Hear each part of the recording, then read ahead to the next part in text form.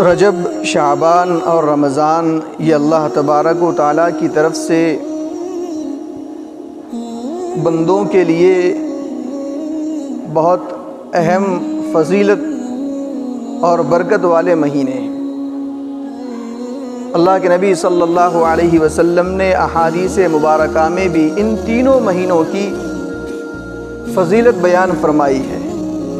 نبی صلی اللہ علیہ وسلم نے ارشاد فرمایا کہ رجب کے مہینے کی فضیلت باقی سال کے باقی مہینوں پر ایسی ہے جیسے کہ قرآن مجید کو تمام کتابوں پر فضیلت حاصل ہے، اور شعبان کی فضیلت تمام مہینوں پر ایسی ہے جیسے میری یعنی محمد صلی اللہ علیہ وسلم کی فضیلت تمام انبیاء پر ہے، اور رمضان کی فضیلت باقی مہینوں پر ایسی ہے جیسے اللہ تبارک و تعالیٰ کی فضیلت تمام مخلوق پر ہے۔ جیسے اللہ کو جو مقام اور مرتبہ ساری مخلوقات پر حاصل ہے، ایسے ہی رمضان کو سال کے تمام مہینوں پر اللہ تبارک و تعالیٰ نے فوقیت اور فضیلت دی ہے۔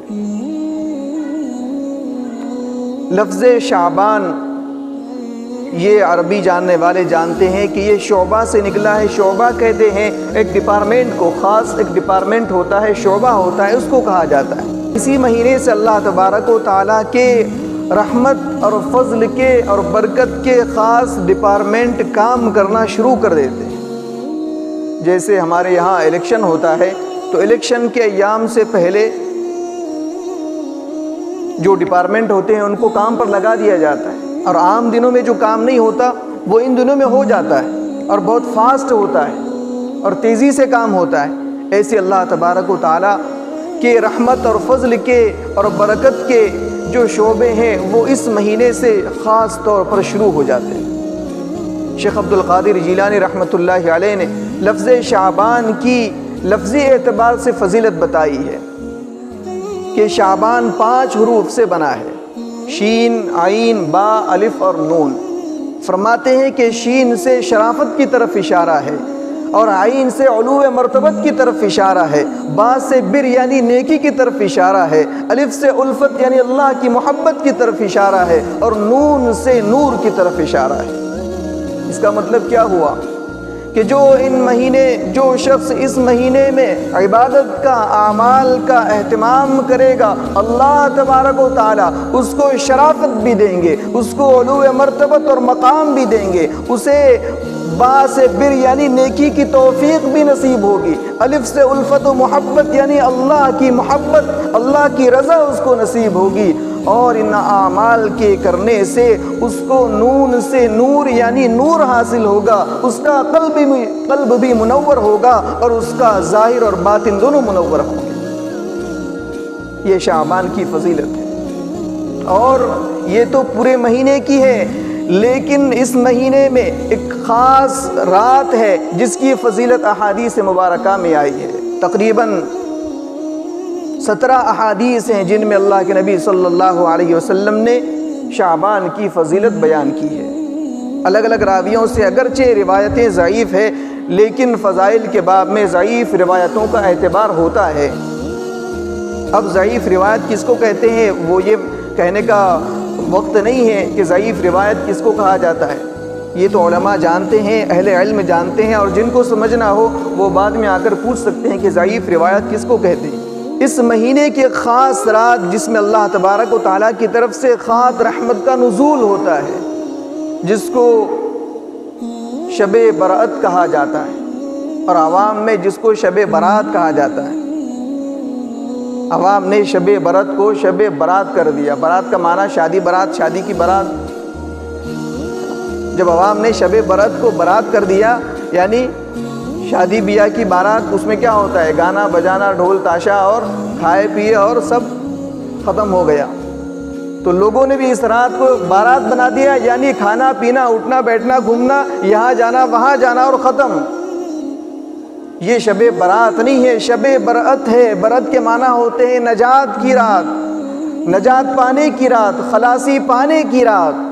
یہ ایسی رات ہے کہ جو اس رات میں عبادت کا اہتمام کرتا ہے اللہ کی طرف سے اس کی بخشش کر دی جاتی ہے۔ حضرت عائشہ رضی اللہ عنہ کی ایک روایت ہے، اس میں اللہ کے نبی صلی اللہ علیہ وسلم نے فرمایا کہ اللہ تبارک و تعالی اس رات میں آسمان دنیا پر نزول فرماتے ہیں۔ آسمان دنیا پر یعنی پہلا جو آسمان ہے اس کو آسمان دنیا کہا جاتا ہے۔ اللہ تبارک و تعالی پہلے آسمان پر تشریف لاتے ہیں، یعنی اللہ کی رحمت خاصہ جو خاص رحمت ہے وہ متوجہ ہوتی ہے، اور اللہ تبارک و تعالی اس رات میں قبیلہ بنو کلب کی بکریوں کی تعداد اور ان کے بدن پر جتنے بال ہیں ان سے بھی زیادہ لوگوں کی مغفرت فرماتے ہیں۔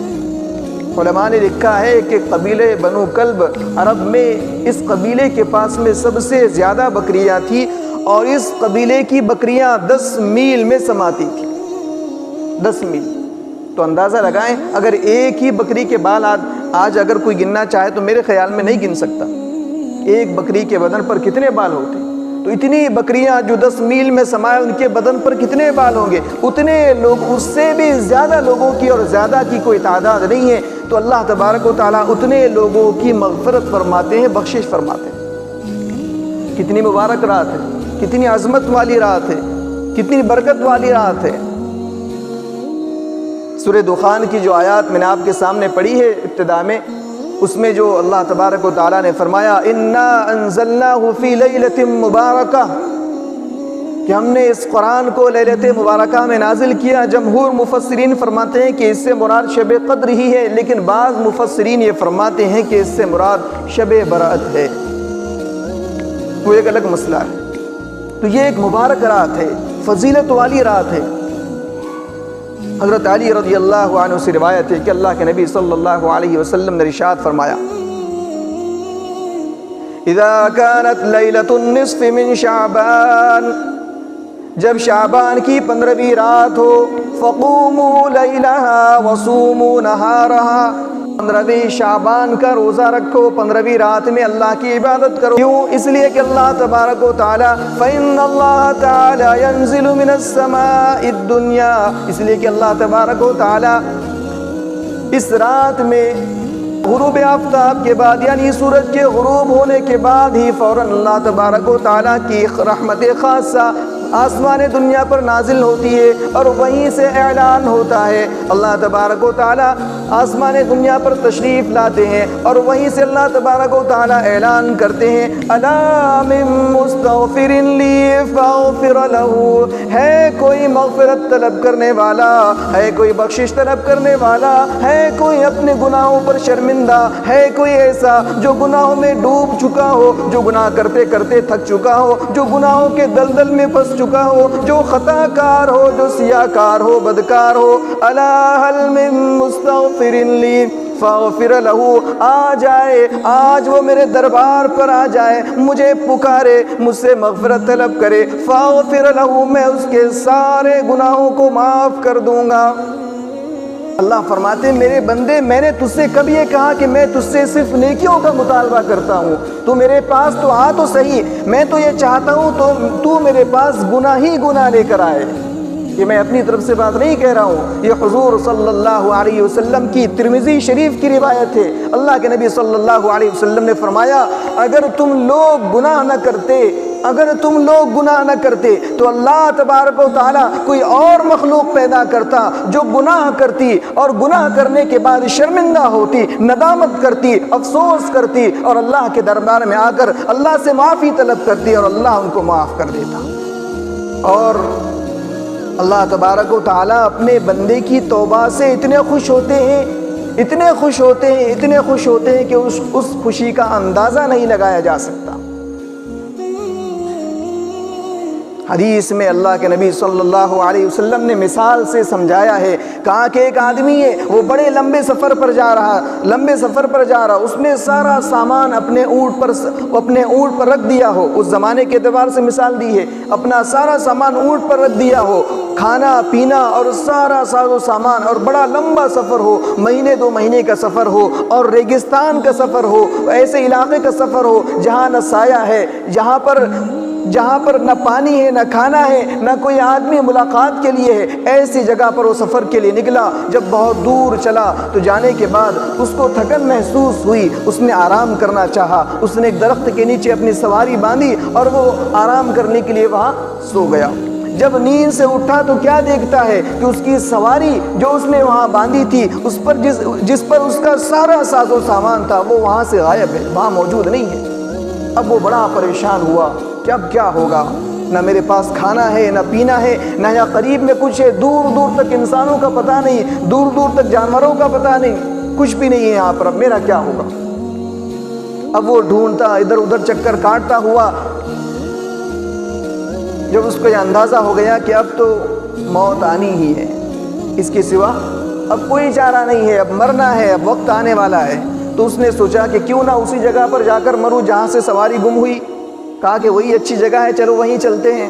وہاں جا کر وہ وہاں واپس آیا، اور وہ وہاں واپس آنے کے بعد میں مرنے کے لیے لیٹ گیا، اور جیسے ہی لیٹا اس کو تھوڑی سی نیند لگی، اور جیسے ہی اس کی آنکھ کھلی تو کیا دیکھتا ہے کہ اس کے سرہانے سے وہ سواری موجود ہے جس پر اس کا سارا ساز و سامان ہے۔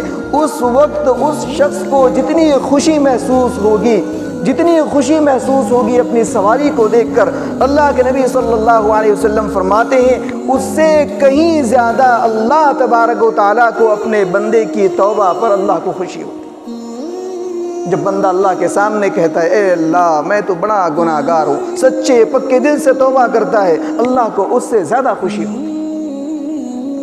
اور ترمذی، بخاری اور مسلم کی روایت ہے، اللہ تبارک و تعالیٰ نے انسانیت کے پیدا کرنے سے پہلے ایک ضابطہ اور اصول بنایا، اور اس کو اپنے عرش پر لکھا کہ میری رحمت میرے غصے پر غالب آ گئی، میری رحمت بے انتہا۔ قرآن میں بھی اس کا تذکرہ موجود ہے، ان رحمتی وسعت کل شیء، میری رحمت ہر چیز سے بڑی ہوئی ہے، تمہارے گناہ اتنے نہیں ہیں جتنے میری رحمت بڑی ہے۔ چاہے کتنے گناہ کر لو، گناہ کرتے کرتے ساری زمین بھر لو اور آسمان و زمین کے درمیان کے خلا کو پر کر لو، لیکن ایک مرتبہ آ کر سچے دل سے اللہ تبارک و تعالیٰ کے سامنے ہاتھ اٹھاؤ اور اللہ سے کہو اے اللہ میرے گناہوں کو معاف فرما۔ اللہ فرماتے میرے بندے میں تیرے سارے گناہوں کو معاف کر دوں۔ دنیا کا قانون ہے، دنیا کا ضابطہ ہے کہ دنیا میں جب کوئی چھوٹا بڑے کی نافرمانی کرتا ہے تو اس کو بڑے کے پاس جانے سے شرمندگی محسوس ہوتی ہے۔ اگر نافرمان بیٹا ہے تو باپ کے پاس جانے سے کترائے گا، شرمندہ ہوگا، اس کو ڈر لگے گا کہ پتہ نہیں باپ کیا کہے گا۔ نافرمان بیوی ہے، شوہر سے کچھ مانگنے کے لیے اس کو شوہر سے کچھ مانگنا ہے تو وہ نہیں مانگے گی، شرمائے گی، ڈر محسوس ہوگا۔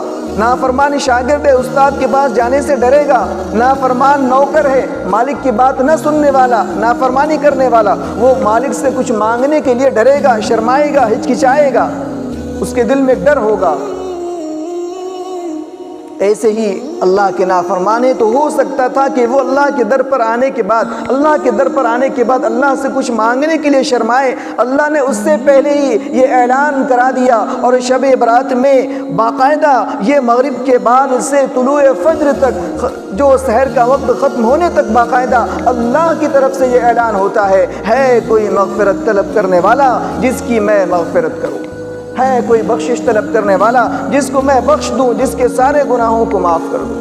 میرے بندو، تم اللہ کی رحمت سے مایوس مت ہو۔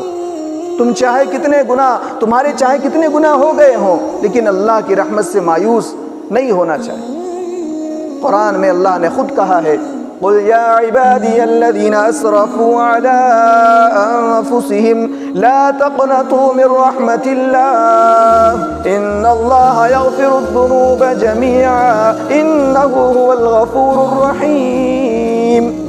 جن لوگوں نے اپنی جانوں پر ظلم کیا، گناہ کرتے رہے، وہ اللہ کی رحمت سے مایوس نہ ہو۔ اللہ کی رحمت بہت وسیع ہے، اللہ تمہارے سارے گناہوں کو معاف کر دے گا، لیکن شرط ہے آؤ تو صحیح، مانگو تو صحیح۔ اللہ کی رحمت بہانہ ڈھونڈتی، معمولی بہانوں پر اللہ کی طرف سے مغفرت کے وعدے اور بخشش کے وعدے۔ بنی اسرائیل میں ایک شخص تھا جس نے 40 سال اللہ کی نافرمانی کی، 40 سال کبھی اللہ کی فرمانبرداری نہیں کی، نافرمانی کرتا رہا 40 سال تک۔ حضرت موسیٰ علیہ السلام کا زمانہ ہے، بنی اسرائیل ہے اور قحط سالی آ گئی ہے، بارش برسنا بند ہو چکی ہے، سارے لوگ پریشان ہیں، انسان پریشان ہے، حیوان پریشان ہے، جانور پریشان ہے، چرند اور پرند پریشان ہیں۔ موسیٰ علیہ السلام سے ان کی قوم نے کہا کہ اے اللہ کے نبی، اے موسیٰ کلیم اللہ، اللہ سے دعا کیجئے تاکہ اللہ کی طرف سے بارش برس جائے۔ موسیٰ علیہ السلام نے ساری بنی اسرائیل کو ساروں کو جمع کیا اور اللہ تبارک و تعالیٰ کے سامنے دعا کی۔ دعا کرنے کے بعد دیکھا کہ کوئی بادل نہیں آیا، نہ بارش برس رہی، نہ بادل آ رہے ہیں، بلکہ دھوپ اور زیادہ تیز ہو گئی۔ تو اللہ تبارک و تعالیٰ سے موسیٰ علیہ السلام نے کہا، اے اللہ، کیا میرا مقام آپ کے نزدیک کم ہو گیا؟ اگر میرا مقام آپ کے نزدیک کم ہو گیا تو میں خاتم النبیین والمرسلین حضرت محمد مصطفیٰ صلی اللہ علیہ وسلم کے وسیلے سے آپ سے دعا مانگتا ہوں کہ آپ بارش برسا دیجیے اللہ کی طرف سے۔ چونکہ موسیٰ علیہ السلام بات کرنے والے تھے اللہ سے، اللہ تعالیٰ نے فرمایا، اے موسیٰ کلیم اللہ، اے میرے پیارے نبی، آپ کا مقام میرے نزدیک کم نہیں ہوا ہے۔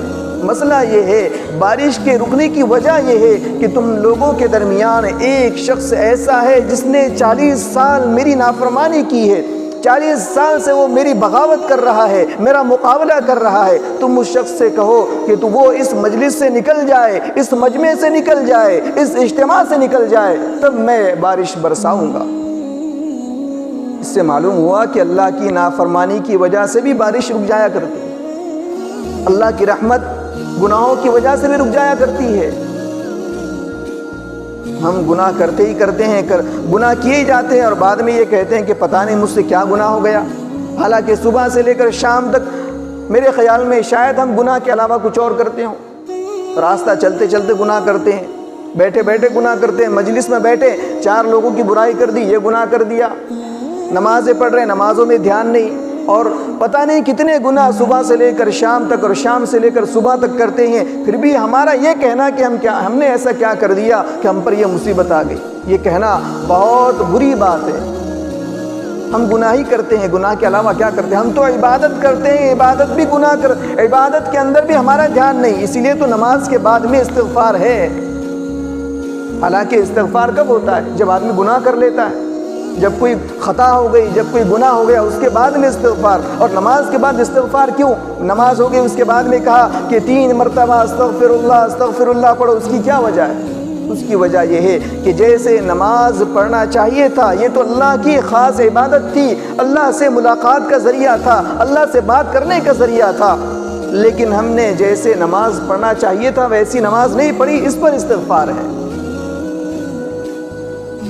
تو اللہ تبارک و تعالیٰ نے موسیٰ علیہ السلام سے کہا کہ تمہارے اندر ایک شخص ایسا ہے جو 40 سال سے میری نافرمانی کر رہا ہے، اس کو اس مجمع سے نکالو، تب میں بارش برساؤں گا۔ موسیٰ علیہ السلام نے کہا، اے لوگو، اللہ تبارک و تعالیٰ سے کہا، اللہ یہ تو 70,000 اور پتہ نہیں اس سے زیادہ لوگ ہیں، میری آواز کہاں تک پہنچے گی؟ کہا، موسیٰ آواز دینا تمہارا کام ہے، آواز کو پہنچانا ہمارا کام ہے۔ موسیٰ علیہ السلام نے کہا، اے بنی اسرائیل، تمہارے درمیان میں ایک شخص ایسا ہے جو 40 سال سے اللہ کی نافرمانی کر رہا ہے، وہ اٹھ کر اس مجمع سے چلا جائے، اگر وہ نہیں جائے گا تو اللہ کی طرف سے بارش نہیں ہوگی۔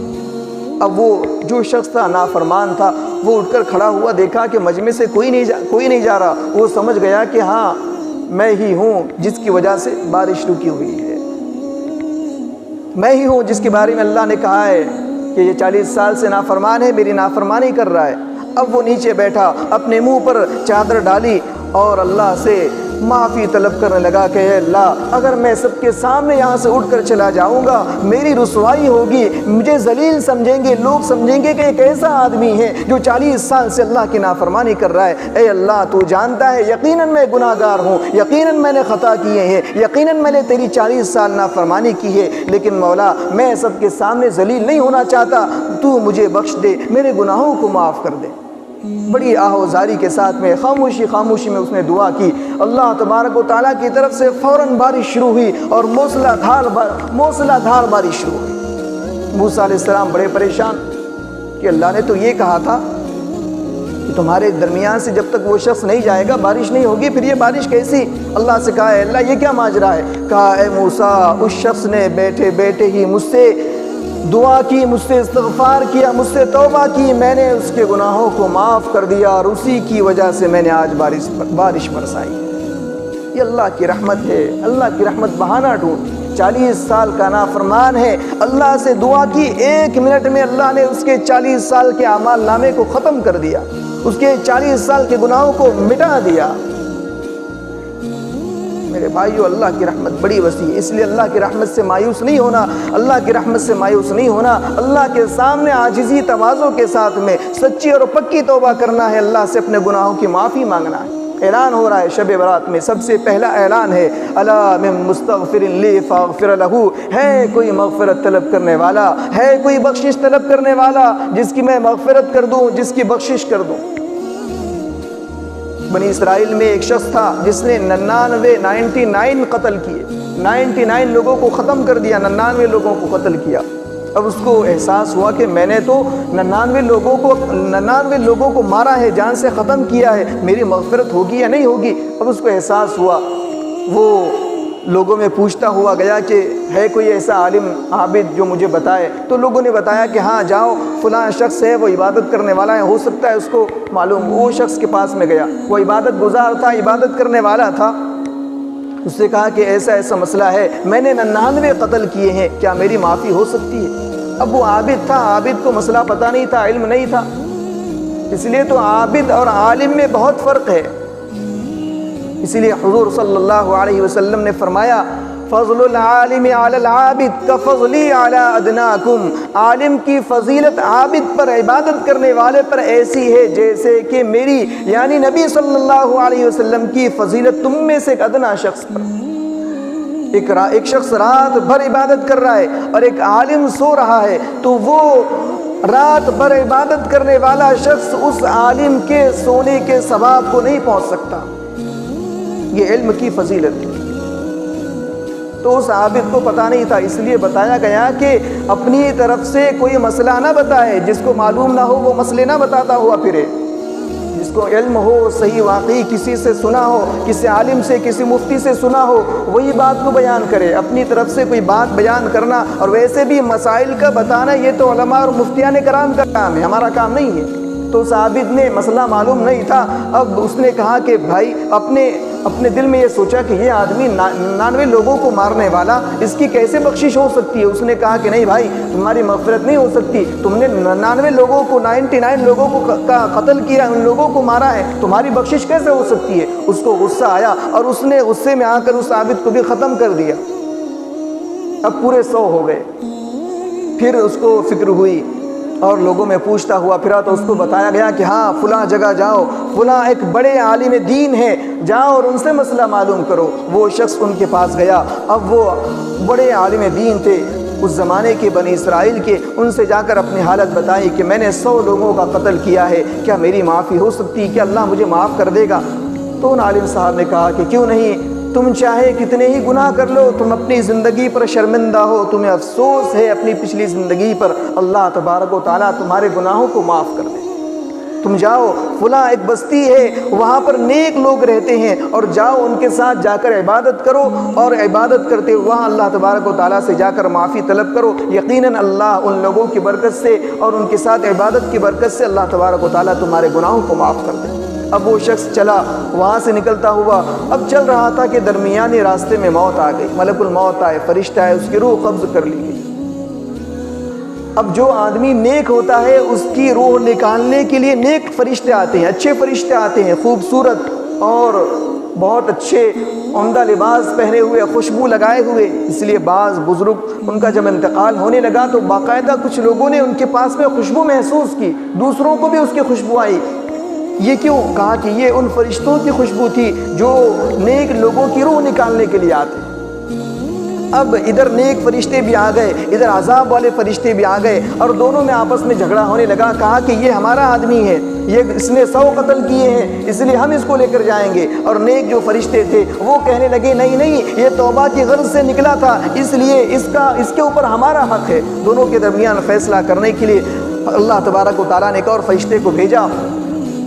روایات میں آتا ہے کہ حضرت جبرائیل علیہ السلام آئے اور انہوں نے کہا کہ اچھا ٹھیک ہے، اس مسئلے کا حل نکالتے ہیں اور زمین کی پیمائش کرتے ہیں، ناپتے ہیں کہ یہ شخص جدھر زیادہ ہوگا، توبہ کی طرف جانے والوں کی طرف اگر زیادہ ہوگا، ایک بالش کی زیادہ ہوگا تو اس طرف نیک فرشتے اس کو لے کر جائیں گے، اور اگر یہ معاصی یعنی گناہگاری کی طرف زیادہ تھا، اس زمین کی طرف زیادہ تھا، تو اس کو برے فرشتے اور عذاب والے فرشتے لے کر جائیں گے۔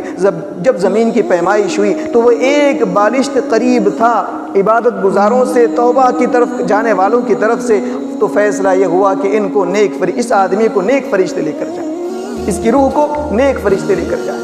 تو میرے بھائیو، اللہ کی رحمت بہت وسیع ہے، ہمیں اپنے گناہوں پر شرمندہ ہونا چاہیے، اللہ سے معافی مانگنا چاہیے، اور اس رات کی قدر کرنی چاہیے، شب برات کی قدر کرنی چاہیے۔ بڑی مبارک رات ہے۔ امام شافعی رحمۃ اللہ علیہ فرماتے ہیں 5 راتیں ایسی ہیں جس میں جو شخص عبادت کا اہتمام کرے گا، اللہ تبارک و تعالیٰ اس پر جنت واجب کر دیں گے۔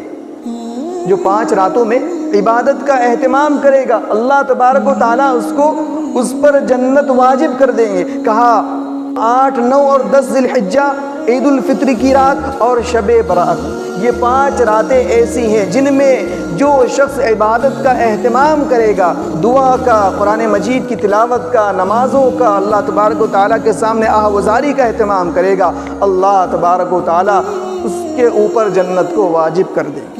اس لیے آنے والی رات بہت اچھی رات ہے، ہمارے لیے بہت اچھی رات ہے، مغفرت والی رات ہے۔ اللہ تبارک و تعالیٰ اس میں مختلف اعلانات کرتے ہیں، جس میں سے ایک اعلان کے بارے میں آپ کے سامنے بات ہوئی، الا من مستغفر لی فاغفر لہ، کہ ہے کوئی بخشش طلب کرنے والا جس کی میں مغفرت کر دوں، اور باقی بھی اور چند اعلانات اللہ کی طرف سے کیے جاتے ہیں۔ اور اسی طرح اس رات میں سارے لوگوں کی بخشش کی جاتی ہے، بہت سارے لوگوں کو اللہ معاف کرتے ہیں، لیکن چند لوگ ایسے ہیں جس میں اس رات میں بھی ان لوگوں کی مغفرت نہیں ہوتی۔ اب وہ کون لوگ ہیں، انشاءاللہ اس کو شب برات میں بیان کیا جائے گا۔